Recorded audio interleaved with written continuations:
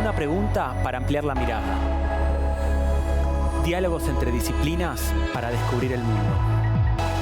Con vos que estás ahí, en tu casa, en las aulas, con los y las docentes. Nuevas formas de conocer, otros modos de aprender. Seguimos educando.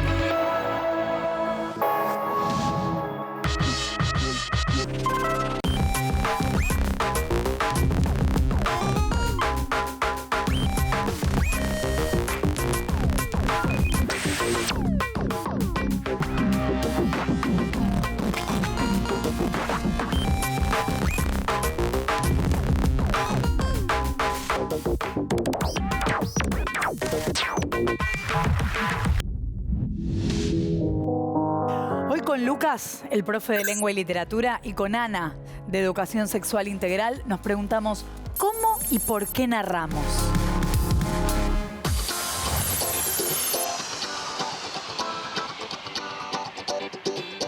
Un recuerdo de cuando era niña es que cuando mi primo venía de Santiago, jugábamos con el karting y el circuito era alrededor de la casa o alrededor de un árbol. Bueno, lo que yo tengo más de recuerdo sería mi abuela, que no estuve mucho tiempo con ella, fueron 4 años y como yo vivía en Santo Tomé y no acá, cuando venía mi abuela me enseñaba a cocinar. Tenía muy pocos recuerdos porque tenía, no sé, 4 años, una nena de 4 años no se acuerda tanto. Y de ahí me empezó a gustar mucho cocinar porque me recuerda a ella y también porque me gusta, no sé, experimentar, probar cosas nuevas.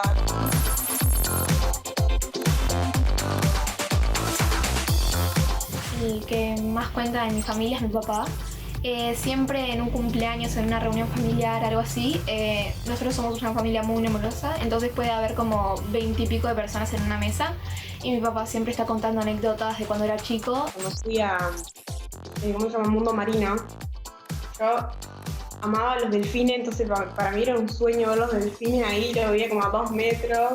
Uno que me mataba de risa como me mojé todo así, después un show de orcas, no sé, así, de focas. Fue re divertido y nada, tenía 6 años, fue el primer viaje así que más me acuerdo, el primero que tuve en toda mi vida. Bueno, una anécdota que me haya marcado mi vida claramente, si no es la más importante, es haber ido al Mundial de Brasil. Bueno, fuimos en auto, así que fue bastante interesante ver todo el país, porque si bien yo había ido a la cancha, no es lo mismo ir a Primera División que ir al Mundial. Toda la organización que se hace, una especie de laberinto para hacer más difícil entrar y para ser más controlado, la gente de distintos países que vos ves ahí.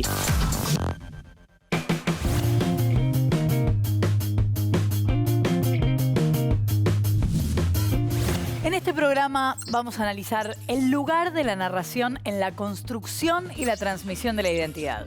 La individual, la colectiva, la nacional. ¿Por qué y para qué narramos? ¿Cómo narramos? ¿Y cuándo narramos? En las clases de lengua y literatura se suele empezar por las manifestaciones más antiguas, que son las orales. Los mitos, las leyendas, los cuentos maravillosos.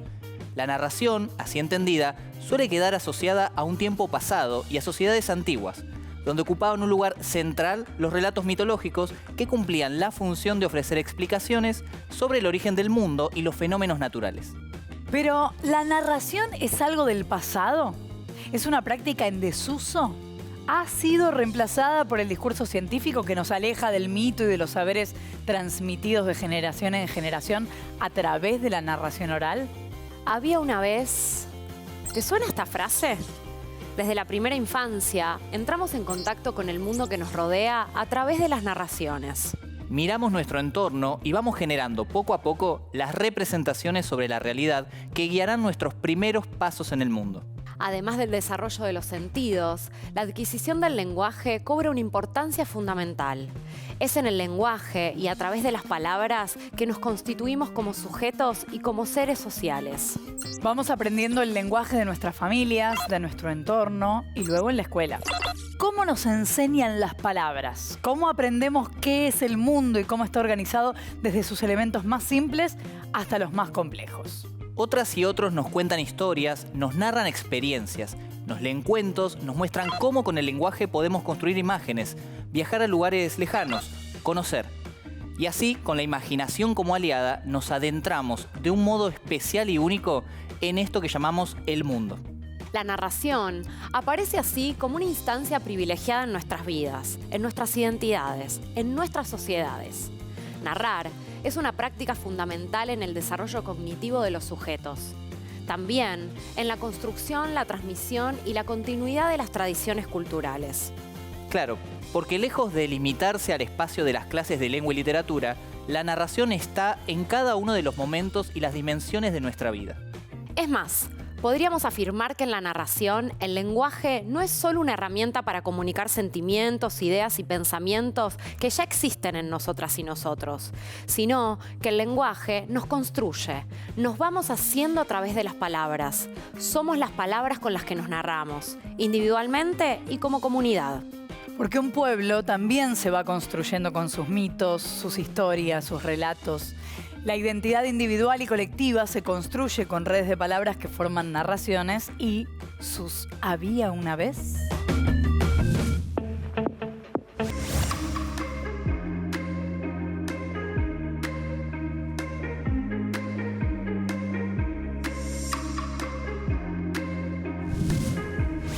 En El libro de los abrazos, en La pasión de decir dos, Eduardo Galeano nos cuenta. Ese hombre o mujer está embarazado de mucha gente. La gente se le sale por los poros. Así lo muestran en figuras de barro los indios de Nuevo México. El narrador, el que cuenta la memoria colectiva, está todo brotado de personitas. ¿Qué función cumple la narración en nuestras vidas? ¿Qué función cumple el relato biográfico en relación a la construcción de la propia identidad?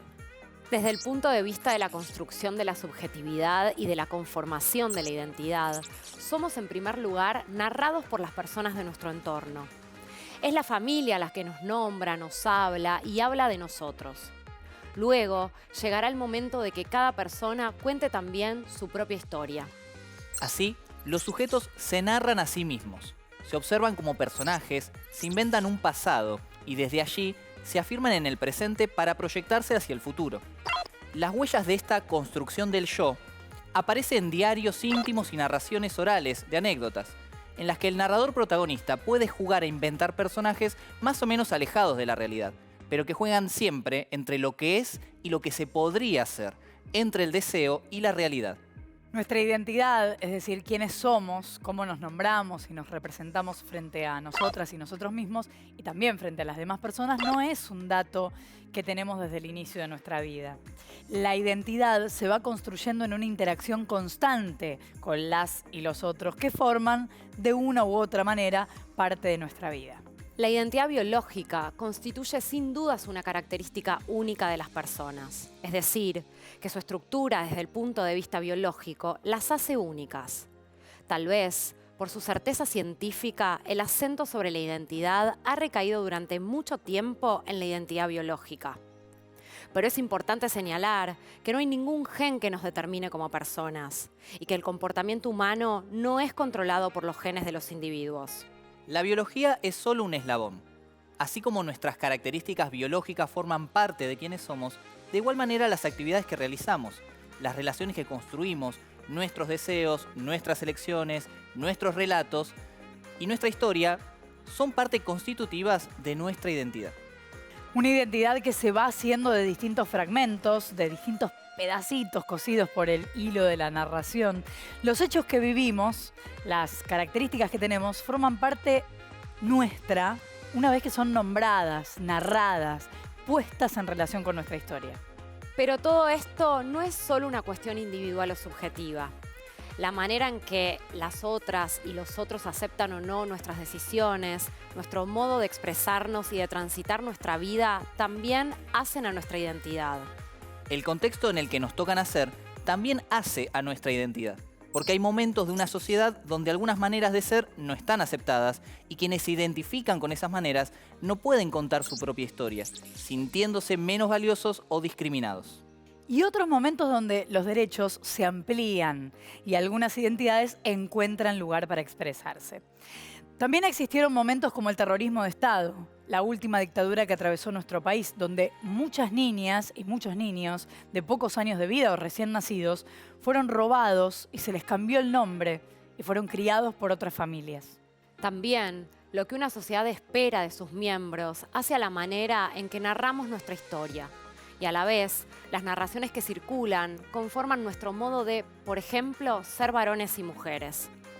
Los relatos que escuchamos desde la infancia, con princesas temerosas y en problemas, salvadas por un príncipe forzudo y valiente, también forma parte del lenguaje y los estereotipos que nos constituyen. La identidad, entonces, se construye a partir de distintos elementos: las características biológicas, los episodios vividos y los relatados, los mandatos sociales recibidos, las elecciones que tomamos. Sigamos nuestra exploración preguntándonos, ¿por qué los pueblos narran historias sobre sí, sobre su pasado y sobre el origen del universo? ¿Quién o quiénes narran estas historias? ¿Cómo y cuándo lo hacen?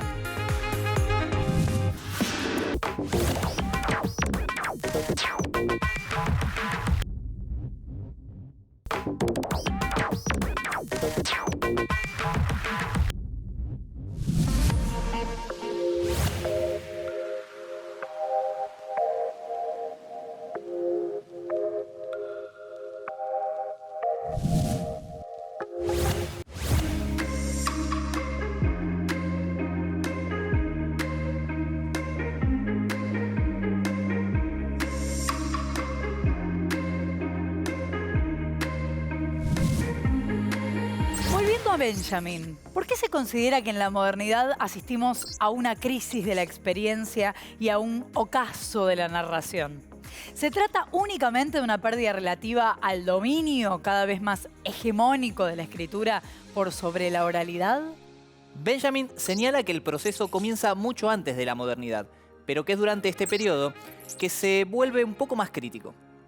Por un lado, la aparición de la prensa escrita, la circulación de diarios y periódicos, a lo que podríamos sumar ahora la televisión, los noticieros, la circulación viral de información en las redes sociales, favorece el creciente predominio de la información por sobre la narración. ¿Y cómo se da esto? Bueno, Benjamin señala que en la noticia cotidiana, en el día a día de la prensa, lo que importa es la información, los acontecimientos ligados a una explicación. En la narración, en cambio, el eje no está puesto en la explicación inmediata, sino en la experiencia, como ya vimos. Sí, acá dice sobre la prensa que cada mañana nos instruye sobre las novedades del orbe. A pesar de ello, somos pobres en historias memorables. Esto se debe a que ya no nos alcanza acontecimiento alguno que no esté cargado de explicaciones. Con otras palabras, casi nada de lo que acontece beneficia a la narración y casi todo a la información. Es que la mitad del arte de narrar radica precisamente en referir una historia libre de explicación. Claro. El otro gran factor contemplado por Benjamin es el auge de la novela como género literario. El autor contrapone la novela a todas las formas de narración, como la fábula, la leyenda o el cuento.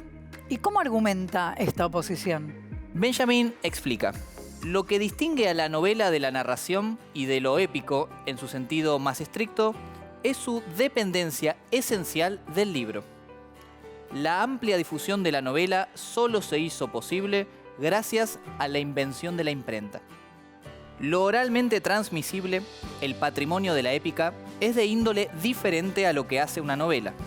Al no provenir de la tradición oral ni integrarse en ella, la novela se enfrenta a todas las otras formas de creación en prosa, como pueden ser la fábula, la leyenda e incluso el cuento. Pero sobre todo se enfrenta al narrador. El narrador toma lo que narra de la experiencia, la suya propia o la transmitida, la toma a su vez en experiencias de aquellos que escuchan su historia. El novelista, por su parte, se ha segregado.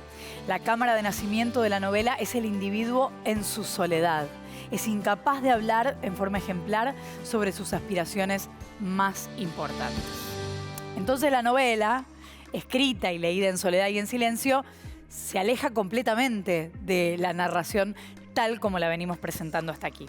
Sí, porque la novela, entendida como creación individual y escrita, producto del pensamiento de un autor o autora, nace despojada del carácter colectivo, oral y ejemplar de la narración popular, portadora de símbolos y guardiana de tradiciones de una cultura. Pero ¿esto quiere decir que la novela, como género literario, no narra historias? Por supuesto que no. Pero la narración en la novela tiene características diferentes a las formas de narración popular de las que venimos hablando. Un elemento importante a contemplar en la narración novelesca es que los hechos allí relatados son ficcionales. Esto quiere decir que la historia que se narra es una invención del autor. ¿Han notado dos avisos que suelen anteceder al comienzo de las películas o telenovelas? Basada en hechos reales, o uno muy parecido. Cualquier similitud con la realidad es pura coincidencia. Exacto. Estos avisos dan cuenta de que, como lectores o espectadores, esperamos algún tipo de explicación respecto a la relación del mundo ficcional en el que se inscribe la narración que estaremos a punto de leer o ver y nuestra realidad. Y sí, no nos da lo mismo si aquello que se nos cuenta sucedió de verdad o no. Otra característica de las narraciones ficcionales es que en ellas es necesario diferenciar al autor o autora de la voz que narra la historia o su narrador. Como creación ficcional, un autor puede escribir una historia en voz de alguien que no comparta con él ninguna característica, de género, de edad, de nacionalidad, etc. Por ejemplo, en una obra muy conocida, El Martín Fierro, en este poema narrativo, habla el gaucho Fierro, una invención del autor José Hernández. Igualmente, corregime si me equivoco, pero ambas características, la ficcionalidad y la diferencia autor-narrador, no deben considerarse como absolutas. Claro, la ficción no es un criterio excluyente, ya que existen novelas de no ficción. Del mismo modo, existen muchísimos ejemplos de cuentos, novelas o poemas narrativos en los que el narrador comparte rasgos con el autor que lo escribe. Incluso el nombre, como el narrador Borges en muchos cuentos de Borges. De todos modos, son categorías que nos permiten desarrollar análisis e interpretaciones sobre la literatura en su especificidad, prescindiendo de determinaciones externas, biográficas, históricas o sociales. Sí, ya veremos que este fue el objetivo principal de los intelectuales del formalismo ruso. Volviendo a Benjamin, el último de los factores que contempla en su ensayo y que ayuda a explicar la crisis de la narración en nuestro tiempo, se relaciona con la experiencia de la guerra. Él está pensando en la Primera Guerra Mundial, porque su ensayo es del año 1936. La guerra como acontecimiento histórico y político, pero también y particularmente como experiencia del horror, es una violencia indecible. También Benjamin pregunta, ¿no se notó acaso que la gente volvía enmudecida del campo de batalla? En lugar de retornar más ricos en experiencias comunicables, volvían empobrecidos. Todo aquello que 10 años más tarde se vertió en una marea de libros de guerra, nada tenía que ver con experiencias que se transmiten de boca en boca. La guerra aparece como una experiencia límite que expresa la violencia, el horror, la destrucción en sus versiones más extremas. ¿Cómo hablar de eso? ¿Cómo narrarlo? ¿Son experiencias narrables, transmisibles? La guerra expone al narrador a un conjunto de experiencias incomunicables. ¿Qué contar de la guerra? Es indecible, infigurable. La experiencia de la guerra estrecha el campo de lo narrable y enmudece al narrador. Pero lo indecible de esta experiencia no nos exime de la responsabilidad de la memoria. Y esa es la razón por la cual son tan importantes las políticas de memoria.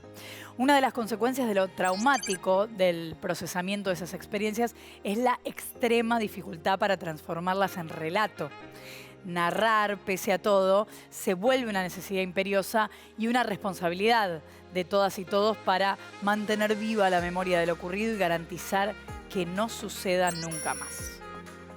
En nuestro país, los hechos ocurridos durante el terrorismo de Estado de la última dictadura militar marcaron nuestra sociedad para siempre, nuestra identidad y las formas de narrarla.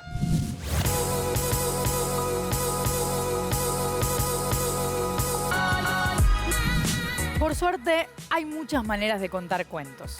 Las variantes están no solo en el modo, la técnica o la puesta en escena a la hora de contar cuentos diferentes y plausibles en distintas regiones del mundo, sino que también son diferentes los objetivos, los escenarios y las intenciones. Hola chicos, ¿cómo les va? ¿Cómo están? Soy Ana Padovani, vivo en la capital federal y soy narradora de cuentos.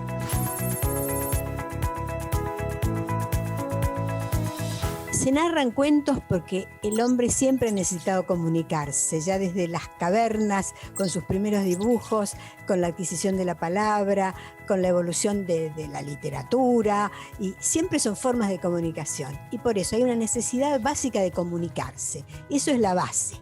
Y a partir de ahí se empezó a construir todo esto que ahora es una verdadera profesión. Y somos muchos los que nos dedicamos y cada vez más, y se estudia. Y ahora hay hasta carreras donde se sigue esta profesión de cuentacuentos o narrador oral, que también se le llama así. También se le llama narración oral. Por supuesto que todos podemos contar y de hecho lo hacemos en la vida. Lo que pasa es que hacer de esto una profesión ya implica otra situación, porque hay que prepararse, hay que estudiar, hay que formarse en distintas disciplinas, por supuesto, en todo lo que contribuye a hacer de esto un hecho artístico, porque quien cuenta cuentos como profesional, indudablemente que es un artista que se pone en el escenario y tiene que hacerlo lo mejor posible. Y para eso hay que tener recursos expresivos específicos, que tienen que ver fundamentalmente con la posibilidad de proyectar imágenes solamente con la palabra y el cuerpo, porque el narrador en realidad básicamente no usa nada más que eso, su palabra y su cuerpo. Cuando tengo que elegir un repertorio y contar cuentos, yo me doy cuenta que siempre elijo aquellos que yo digo que me dan en el plexo, que me gustan, que me apasionan. Y esa es la guía. Yo a los alumnos, a todo el mundo le digo lo mismo. Aquello que te golpeó, o sea, que te hizo sentir algo, que a uno le hace sentir el afán de transmitirlo, eso es lo que va a funcionar y con eso hay que trabajar. A mí, en lo particular, me gustan mucho los cuentos de terror y de humor. Son mis géneros. Me doy cuenta que en eso me siento como pez en el agua. Ese tipo de cuentos son los que me atraen y son los que fundamentalmente desarrollo. Yo no creo que haya una hora determinada. Creo que tiene que ser un momento en que se pueda producir esta magia. O sea que cuantas menos molestias exteriores haya, mejor. Por supuesto, en el caos de la ciudad, al mediodía, en el centro de Buenos Aires, es un poco difícil contar cuentos, digamos. Habría que buscar el momento ideal, que suele decirse que es el atardecer, por ejemplo, o aquel momento en que pensemos que esto viene desde aquel momento en que el hombre se reunía solo en las cavernas y en las cabañas, o que la mamá le cuenta a su hijo antes de dormir, o alrededor del fuego en un fogón cuando se hace una fiesta, por ejemplo, una reunión, y la gente se reúne y hay un momento de calma. El momento de calma creo que sería lo que permite que la concentración, la atención se concentre. Creo que este sería el momento ideal. Bueno, les voy a contar un cuento de estos que son de la tradición oral, o sea que no tiene autor, viene de Centroamérica.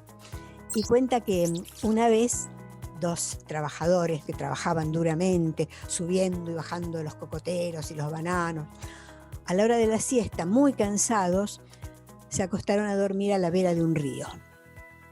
Y cuando se despertaron, uno le dijo al otro: oye Juan, ¿cómo me gustaría tener 1.000.000 de sandía? Y si tuvieras 1.000.000 de sandía, ¿me darías la mitad? No, no te la daría.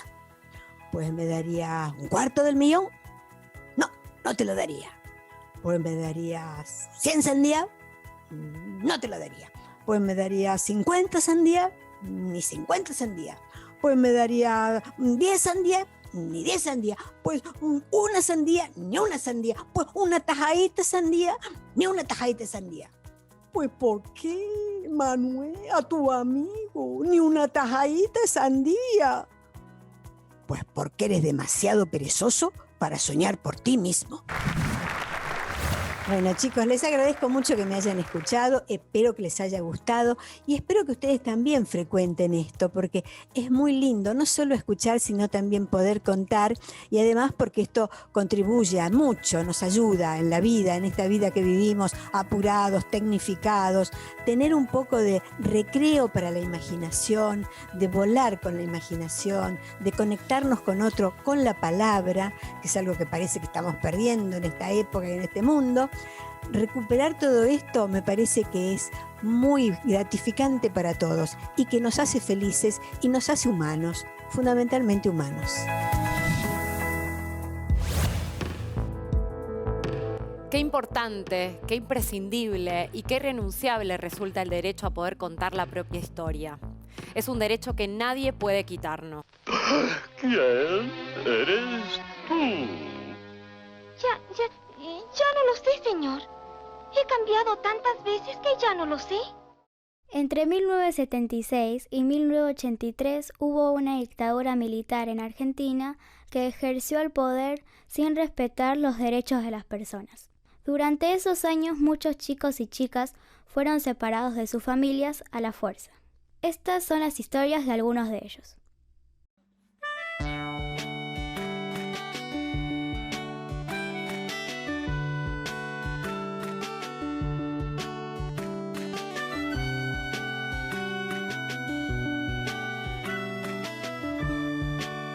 Así soy yo.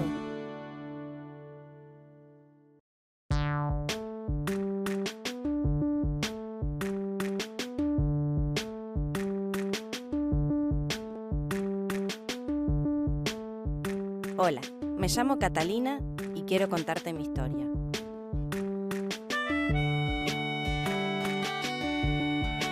Cuando era chica, me sentía mal en mi casa porque nunca me apoyaban a hacer lo que me gustaba.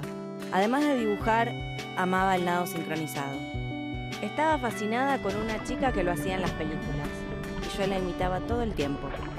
Me quedaba horas en la bañadera, pero en mi casa tampoco querían. Sin embargo, lo que yo sentía era muy fuerte, como una voz muy parecida a la mía que me alentaba a seguir. Y ya de grande pude entender todo. Me enteré de que cuando era un bebé me habían separado de mis verdaderos padres y que esa voz era la de mi mamá, que practicaba el mismo deporte que a mí tanto me gustaba, el nado sincronizado.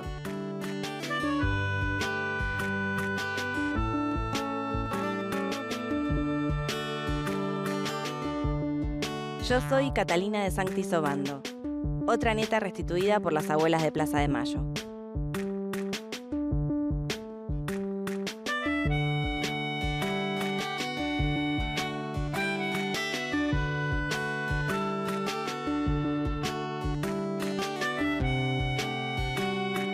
Este corto es parte de la serie Así soy yo, 8 microprogramas producidos entre Paca Paca y las abuelas de Plaza de Mayo que cuentan las historias de nietas y nietos restituidos por las abuelas desde la voz de los y las protagonistas. Es importante reflexionar por qué trabajamos estos temas dentro de la ESI. Porque todas y todos tenemos derecho a conocer nuestra identidad, a saber de dónde venimos y cuál es nuestra historia. Si la identidad es una construcción singular, podemos pensar que hay diversidad de identidades. Cada quien construye su propia identidad.